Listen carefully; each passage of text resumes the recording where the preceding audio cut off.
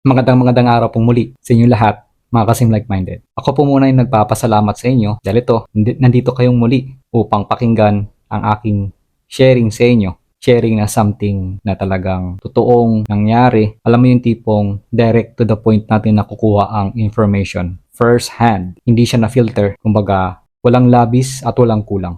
So yun, ang magiging topic po natin for today ay tungkol nga sa quick lesson, the pursuit of material wealth. So ganun po muli, no? Ito ay aking babasahin and then ipapaliwanag ko sa Tagalog ng abot ng aking makakaya. So ano po bang hinihintay natin? Tara po, umpisa na natin ating sharing.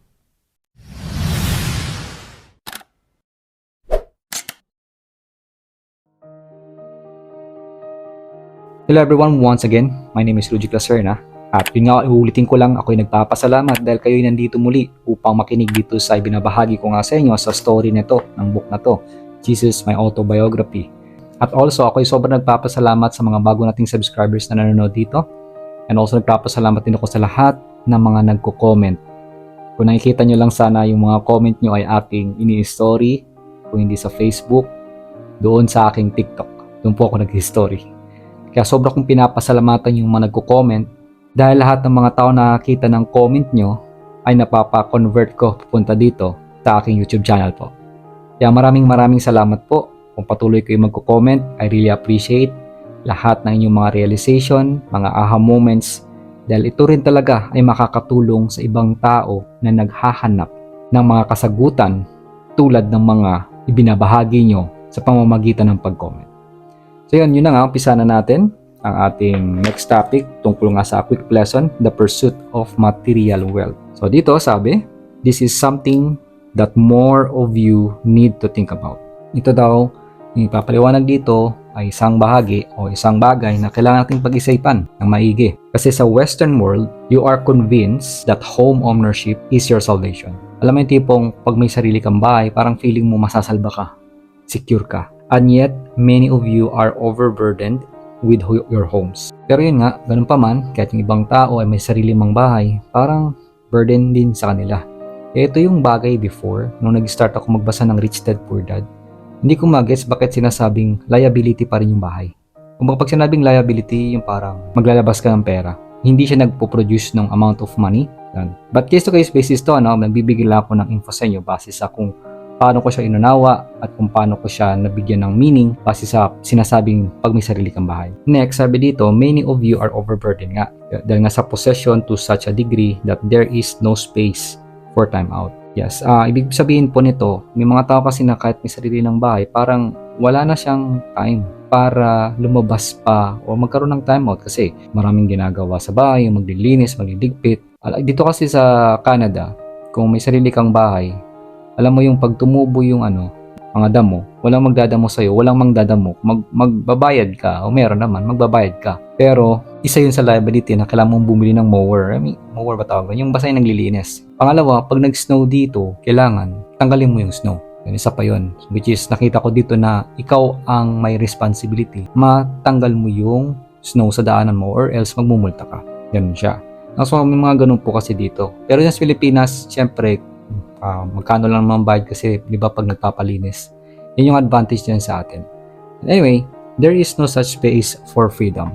Well, agree ako dito, may nakikita din talaga ako na sobrang busy talaga sa bahay pa lang. Ubus na yung oras niya. Ito sabi, your lawns need mowing. Your gutters need cleaning. Your kitchen floors need scrubbing. Diba? And you have these massive edifices to the Western mind. So, which is most likely, kung mapapansin nyo, tingnan nyo yung mga bahay ngayon sa Pilipinas o tinitiran nyo. Philippine style pa rin ba? Paramihan kasi halos nagiging westernized na kasi. Dahil ito sa mga nakikita nating advertisement, bombarded ng artistement, architectural designs at kung ano-ano pa. Kung mapapansin nyo. Pero may mga Filipino style pa rin naman. Yung kabuuan lang na gusto kong sabihin dito sa inyo, o yung paliwanag nga dito, ay kapag may sarili kang bahay, halos nandyan lahat. Baka maglilinis, ganito, ganon. Siyempre, maliban na lang kung mayaman ka at marami ka talagang pera na. Siyempre, ang i-goal mo na may sarili kang maid, may tagalinis dito, ganyan. Ibang level po yun. Kaya, iba talaga pag may sarili kang, di ba? Alam mo na, yung nag-generate ka ng malaking income of money. Kasi yun yung goal mo para mas marami kang freedom sa oras. Ayan. They are albatrosses around your neck, keeping you from the adventures your hearts wish to participate in. Ibig sabihin, yung bahay na nga na kung saan ka nakatira is parang yung nagbibigay sa iyo ng resistance na hindi magawa yung bagay na dapat na ginagawa mo, like mag-travel, pumunta sa kung saan. Kasi pag uwi mo sa bahay, o sabihin natin day off mo, isipin mo wag na lang umalis, sa bahay ka na lang Parang tipong may kailangan ka pang gawin, maglilinis ka, maglalaba ka, mga ganun pa kasi, di ba? Kaya kung hindi talaga natin na pa-prioritize ng maayos ang ating mga schedules, yun yung magiging challenge, 100%. Pag sinabing prioritize, hindi mo pa-prioritize yung oras Hindi mo kasi makokontrol ang oras. Ang kaya mo lang makontrol is yung mga priority na mga kailangan mong gawin sa araw-araw. Ibig sabihin, tulad ng last ng vlog na sinabi ko, gagabayan mo ang sarili mo sa araw-araw na gagawin mo. Tulad nito, ginagawa ko, ng oras na ba? It's 11:24 na. Nagising ako ngayon 4 o'clock. Kasi napansin ko, habang tumatagal, dumadami yung mga kailangan kong i-develop sa sarili ko. Like 4, diba? 5, 6 na ako natapos kanina. Nag-meditate ako, nag-yoga ako. 2 klaseng yoga kasi ginagawa ko. Tapos yung meditation ko, 2 klase din. Siyempre may kasama pang writings, take down notes, tapos babasa pa ako ng book. And then nag-prepare pa ako sa sarili ko para after ng vlog, naka-ready na ako pupunta sa work. Ganon. So meaning ayusin mo talaga, gagabayan mo sarili mo, hahanapin mo yung priorities ng tamang pagkasunod-sunod para nagagawa mo siya. Ayan. So yun yung ibig sabihin nun. Kung alam mo kung paano mo i-prioritize yung mga bagay-bagay na gagawin mo, then magagawa mo yung ibang bagay na dapat nagagawa mo. Tulad nito, pag-vlog. Every Tuesday lang ako nakakapag-vlog. Dinadamihan ko lang yung content para meron akong ma-share sa inyo. Today, sa paparating na Sabado, and then next week ulit, and sa Sabado. Yun po. Okay, so next, for that is I was on a heart's journey. Doon kasi si Jesus Christ, diba? Nasa part siya na kung saan ang puso niya ay sa journey, paglalakbay. I did not know where I was going or what I would encounter. Hindi niya alam kung anong mangyayari sa kanya at kung ano yung mahaharap niya. Ngunit, I knew it would be good. Yun lang talagang pinanghawakan niya. Alam niya may magandang mangyari. I knew I would learn something new, but I knew it would be good. At yun. That is why so many of you are bored. Yeah, totoo. Diba? Marami. Pero sa ngayon kasi marami ng mga bagay na hindi tayo naboboard, no? Dahil may mga cellphone na, YouTube, Instagram, may mga games din, may mga Netflix. Marami kang pwedeng pagkunan para matanggal yung boredom mo. However, hindi kasi natural yun. Kung mapapansin mo minsan kung magaganyan ka, magugulat ko, nahi-hypnotize na ako. Kahit ako sa sarili ko may ganun Alam mo yung may ginagawa ko, napatingin lang ako, then nag-scroll ako ng content, then parang hinihigop talaga yung isipan ko na gumanon.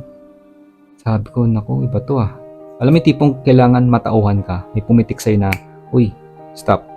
Balik na, go na. Yan. Yun doon kasi nagkakaroon ng challenge yung bawat isa. Which is marami, hindi lang isa. Lahat na. Na maganda sana kung ginagamit natin ito bilang tulong sa sarili natin. Kasi minsan sa TikTok ako natingin ngayon hindi ako nanonood ng kung ano, but something na may matututunan ako, curiosity ba? Like halimbawa sa microscope. Kasi meron sa training before na tayong lahat kasi is energy. Kung gagamitin nga daw yung pinakamalakas at matinding microscope, kung titignan mo lahat ng parts ng katawan ko, pati itong damit, pati ito, ay energy. So parang siya, atoms and so forth na nagba-vibrate in a different function. Kumbaga iba yung vibration ng kuko, yung pag-ikot niya, tapos tong kamay, gano'n. So naku-curious ako kung meron nga ba talagang gano'n. Iba-ibang mga bagay na nakikita ko. Doon ako naku-curious mga ganung bagay. At iba pa, like yung Hard Knocks, kung pinapanood niyo yung tungkol sa mga successful na tao, kung paano sila naging mayaman, ano yung mga nila. Ang pinaka-point na maririnig mo doon, halos karamihan pag sinabi na, do you believe in God? Sasabihin nila, I surrender to God. Sinurrender nila lahat ng mga bagay na hindi nila alam. You are in prisons of materialism. Yeah, totoo to. You are in prisons of television. O sabihin natin ngayon sa ating social media at sa mga games. Yan, iba pa, mga movies, Netflix, YouTube na iba, na mga napapanood natin dahil sa sobrang daming content. And you think this is living. Diba? Kasi yun yung program sa atin And indeed, it is not. You get up and go to work on Monday morning only to repeat your week again. Maraming ganon. Na pagkagising sa Monday, gagawin ulit yung kailangan nilang gawin sa isang linggo, and then ulit na naman. On Friday night, you fall into alcoholic unconsciousness. Marami pong ganito na pagdating sa Friday, tara inom. Inuman sila, and then manunood ng mga television shows. After malasing, alam mo yung tipong pagkarating sa bahay, yung way ng relaxation nila is mag-scroll. Alam mo yun, mag-scroll ka, tapos manunood ng movie o kung ano ng drama, yun. Yun yung relaxation ng mga tao, which is, ito yung pinaka-challenge. The more na pagod ka, the more na exhausted ka, pag nanood ka ng ganon, grabe yung pagpasok o pagkuha mo ng information. Buong buo si ego Malakas na talaga nun. Mahihigop mo lahat ng mga papanood mo. Pero kung hindi ka manonood, hayaan mo lang katawan mo, talagang titisin mo hindi ka manonood ng kahit na ano. Subukan nyo lang, kahit sa loob lang ng 7 days, na pag pagod na pagod kayo, huwag kayong gumamit ng cellphone. Pakiramdaman nyo yung sarili nyo. Kasi merong gustong sabihin sa inyo itong spirito nyo. Itong spirit natin. I've been done that for so many months na at talagang totoo. Tapos pag nakatulog ka, tignan mo, grabe mga panaginip mo. Makikita mo vividly. Ganon siya. Ganon yung nangyayari. And then, dun sa panaginip mo, dun lang kasi yung chance na nakakapag-usap sila sa'yo. Yung bawat panaginip natin, lahat yun ay totoo. Doon na in that world. Sa dream na yon, may sinasabi sila sa'yo na minsan ang hirap maintindihan. May mga sinasabi sa'yo na minsan na akala mo nangyayari na, tapos matatauhan ka nung nagising ka pero nakapikit ka pa rin na ay, pala sa panaginip ko pala yun. Pag aware ka, pag hindi ka kasi aware, magkataka ka na, totoo ba yun, ganyan. Ang iba kasi pag nanaginip talagang, alam mo yung pinagpapawisan, tumakbo, sa sobrang bilis ng takbo, pagkagising niya, sumakit yung katawan niya. Kasi, itong katawan natin, o itong subconscious mind natin, o isipan natin, o sinasabing sa dream, kahit ikaw na nanaginip, totoo siya, naaano ng katawan. Nararamdaman mo kasi siya. Marami na akong tao nakausap na ganyan. Na nanaginip siya, nagbabasketball, pagkagising niya, basang-basa siya ng pawis.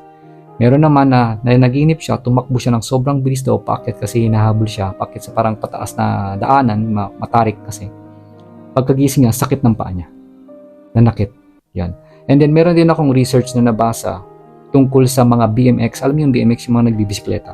Yung mga gumagawa ng mga tricks, ganyan. Kung sino yung araw-araw nagpa-practice, alam mo yung araw-araw talagang physical nagpa-practice.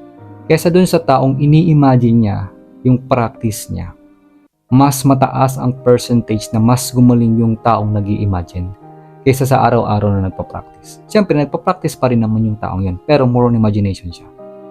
Yan. So kasi lahat talaga nag-uumpisa sa isipan natin. Practice, practice, practice pagdating sa imagination. Anyway, napalayo na, balik tayo dito. On the weekend, you run around doing work of a different sort. So totoo, pagdating naman sa weekend, pag day off mo, ano ang pinagagawa mo? Conscious rin ba kayo? Yan. And yet, the recreations you have are limited.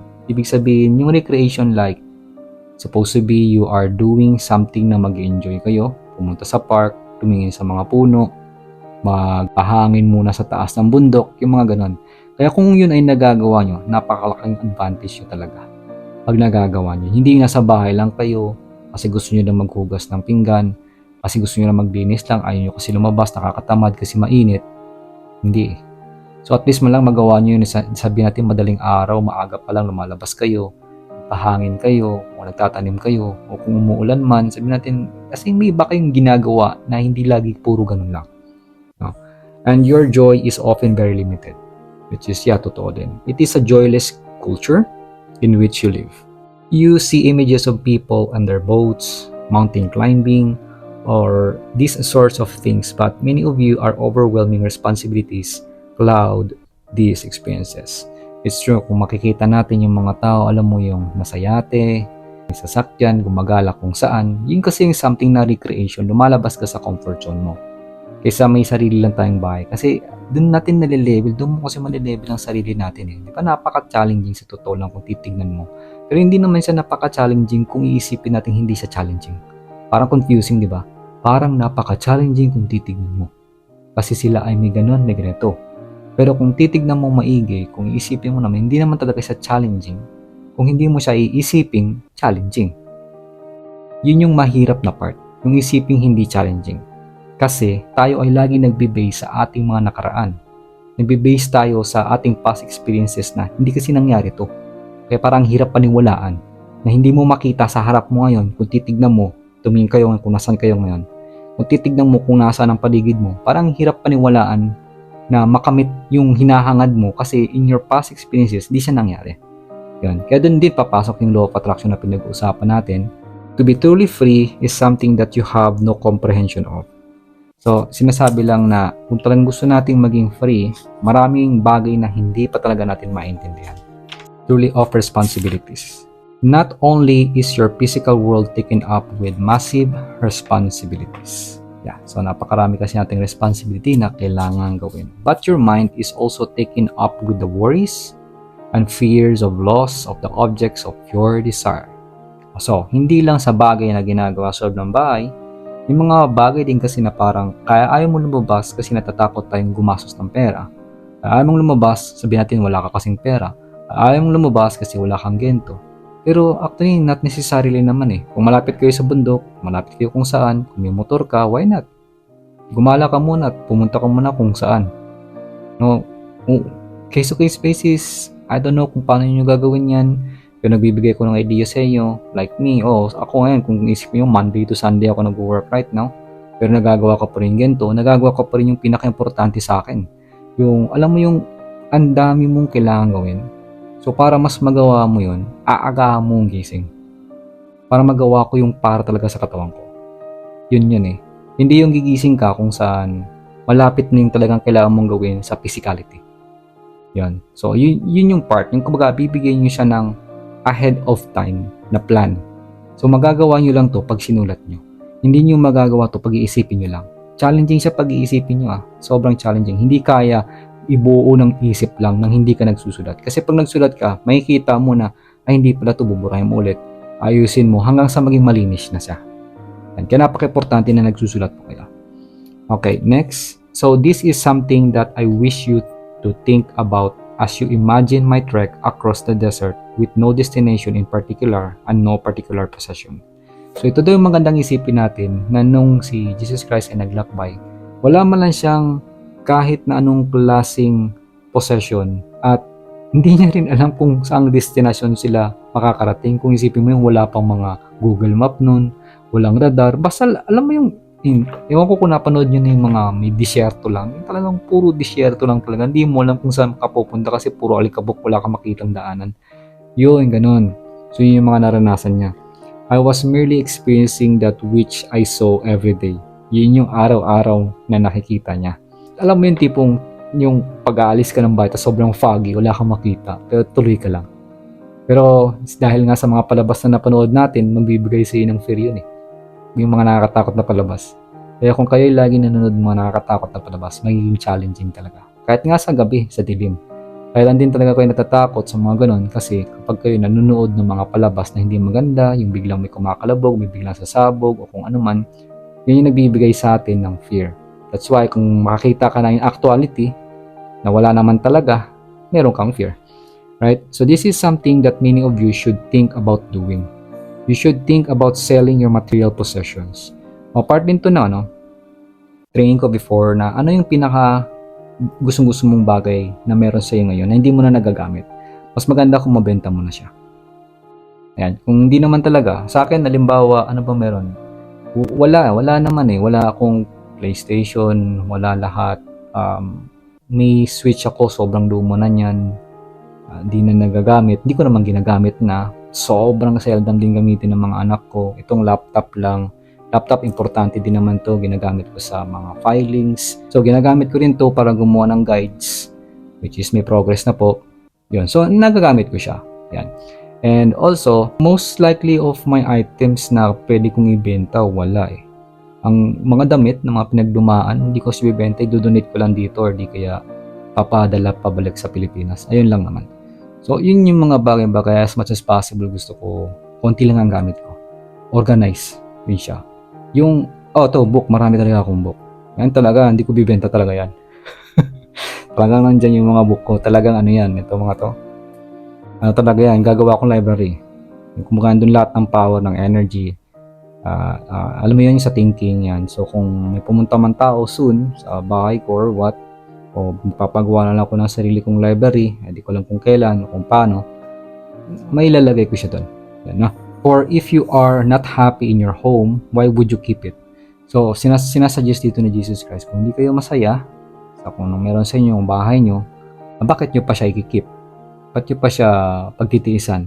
Divest yourself of these responsibilities. Liquidate assets and have an adventure. Ito kasi ang tinuturo dito sa Western and dito sa Canada. Hindi ko alam kung magiging applicable to sa atin sa Pilipinas kasi pag ikaw may sariling bahay like halimbawa sa kay lolo dati na bahay o kahit kay papa, nagbabayad silang $1 milyar. Alam ko nagbabayad din kayo ng ganun, di ba? Parang tax yan, di ba? Yan, parang once a year mo siyang babayaran. Dito kasi iba, ang dami mong binabayaran talaga. May insurance pa. Di ko alam, di ko maintindihan. Di ko talaga inaalam pa eh. Pero marami kang babayaran pag nandito kayo. So, you will find your life as much more exciting and have an adventure. So, yun, sinasabi dito na yun nga, instead na i-keep mo, why not ayusin mo, i-liquidate mo yung assets. So, hindi ko alam kung kaya nyo gawin yun, di ba? Kahit ako rin, hindi ko pa kayang gawin yun, wala pa tayo doon. And have an adventure. Di ko kasi iniisip yung mga ganyan, yung mga assets na yan, wala pa talaga. You will find more life is much more exciting and for many of you. The kinds of monies you may realize on liquidating your assets would provide with you the life of a king in some countries. Lahat ng malilikom mong pera, mga assets mo and so forth, pag binenta mo yung mga ganyang bagay, magbibigay talaga sa iyo ng buhay ng isang hari o ikaw na sa ibang bansa. May ganun, totoo to, agree ako dito. Kasi sabihin natin dito, nasa Canada, diba? Kung marami akong assets dito and so forth, nagkaroon ako ng maraming assets and then binenta ko or what, lahat, then pumunta ko dyan sa Pilipinas, I will live like a king. Kasi laki ng pera, ganun, di ba? Pero kung nandiyan kayo sa Pilipinas, well, it's a case-to-case basis. Magiging challenging kung pupunta kayo sa ibang bansa. Ewan ko lang kung gusto nyo. Pero meron din pala, no, ako nakita, like, kung pupunta tayo o pupunta kayo sa Madrid, sa lugar ng Spain, wala tayong visa doon, pero kailangan lang natin mag-aral. Bibigyan tayo ng free visa na 2 years. Yan yung nakita ko, ha? Pwede ko yung mag-search kasi nakita ko lang din sa TikTok yan. It's an advantage kung gusto nyo mag-apply doon, kung makanap kayo ng work. Pero kailangan yung pag-aralan ang kanilang lingwahe. I don't know kung ano pang mga requirements, pero sa nakikita ko, ang laking advantage kasi nga daw, parang tulong na nila kasi matagal nila tayong sinakop. Yun yung sinabi. Nagtatrabaho sa Madrid, di ko akala na may ganun pala. Ayos pala yun, no? May ganun. Kinagandahan kasi noon, pupunta ka na sa ibang bansa, ibang energy. Yan. At matututo kang magsalita ng panibagong lingwahe, matadiverse ka na. Tulad sa ginawa ko, sobrang diverse kasi dito. Parang lahat ng klase ng lahi nandito na rin. Yan, iba-iba talaga. It is certainly something you should ponder. So, sinabi, ito yung mga bagay-bagay na kumbaga kailangan mong pag-isipan o intindihin. It is certainly something you should think about when your blood pressure is high and your waistline is expanding. Is yung certainly something na kailangan mo daw pag-isipan kapag ang blood pressure mo ay tumataas at kung ang waistline mo ay lumalapad na. For your body is telling you that you are not living a healthy life. So, kung gano'n na nangyari sa inyo, napapansin nyo na tumataas ang blood pressure nyo, nagkakasakit kayo, lalo lang kayong tumataba at lumalapad, ibig sabihin, sinasabi na ng katawan mo na hindi ka nagli-live o nabubuhay sa healthy lifestyle. And your blood pressure is a heart about to burst with sadness. Yon. So, ang blood pressure mo kaya tumataas kasi tinitiis mo palagi, kinikimkim mo, kaya para siyang sasabog at puputok sa kalungkutan. That is what it is. Yun yung talagang nangyayari. Kaya mga kasing like-minded, this is just a suggestion. Not necessarily na kailangan nyong gawing agad dahil kailangan nyo itong pag-isipan. Ganito lang yun. May mga bagay-bagay na kung gusto nyong mangyari agad, agaran talaga gusto nyo agaran mangyari. Well, sinabi ko naman, di ba, infinite patience is equals to instant manifestation. May mga bagay naman na kung gusto nyo talagang mangyari agad. Meron akong mga sinabi, di ba, isip, salita, at gawa. Isipin mo nga, sabihin mo, then gagawin mo. Kung gusto mo talagang mangyari agad, babaliktarin mo siya. Action muna, isip, salita. Mag-action ka kaagad. Kapag ikaw ay may inisip na isang bago, o gusto mong gawin, and then nagpamuni-muni ka pa, hinayaan mo pa. Pag hinayaan mo kasi at gumana na muli itong subconscious mind mo, sabihin natin si ego, lumabas na, nagising na siya, sabihin niya, sigurado ka ba sa ginagawa mo? Ayang ka na naman, sayang na naman yan. Hindi, kalokohan yan, masakit. Wag, sayang. Yun kasi mangyayari. Pero tingnan nyo, bakit may mga bagay-bagay na kung ano yung pinagplanuhan nyo, yun pa hindi nangyayari. Pero kung ano yung talagang biglaan, yun yung nangyayari. Yun kasi yung point doon. Yung point talaga is pag bigla mong ginawa, regardless, umulan man yan, bumagyo, kasi yung utak mo decided, hindi gumagana si ego mo eh. Natatakpan ng action mo right now eh. Nandun yung focus mo agad eh. Ang tindi ng focus mo dun eh. Wala kang pakialam eh. Yun. So kung nagmuni-muni ka, nag-isip ka ng bago, nagmuni-muni ka, hintay mo pa hanggang sa, ay, wala pala siya. Ay, hindi naman pala sasama si Gento. Ay, ayaw naman pala ni ano, ganyan. Ay, wag ganito. Lalabas na lahat ng mga excuses mo sa sarili mo. So yun po yung part na gusto kong sabihin sa inyo kung gusto nyo talagang may magbago agad sa sarili nyo. Yun. And anyway, yun nga, dito nagtatapos yung topic na to. Ang magiging next topic po natin sa susunod na vlog o vlog sharing ay tungkol naman sa The Oasis. Dito. The Oasis. Yan. So, gusto ko lang pong sabihin din sa inyo, no, na sa lahat ng mga tao nakaabot dito sa vlog na to, maraming salamat kasi for sure ang ibang tao binabase kasi nila sa title yung vlog. Yung alam mo yung eye-catching. Kasi yung mga title na ginagawa ko, binabase ko dito sa topic eh. Hindi ko siya binabase sa kung ano yung eye-catching. Pero kung kayo ay umaabot lagi sa pinaka-deep o gitna at katapusan ng mga vlog na ginagawa ko, nandun talaga ang pinaka-information. Nandun ang pinaka-education. I hope, no, na sana nakukuha nyo. Yun talagang ino-hope ko. Makuha nyo yung bawat key point. Makuha nyo dapat yung mga bawat gold na information na ibinabahagi ko sa inyo. And kasi pag nakukuha nyo yun, for sure, you will never be the same. Mag-iba talaga kayo. So once again, maraming salamat. See you po sa aking next vlog. In your house is where I'll stay. Your love is like the morning sun.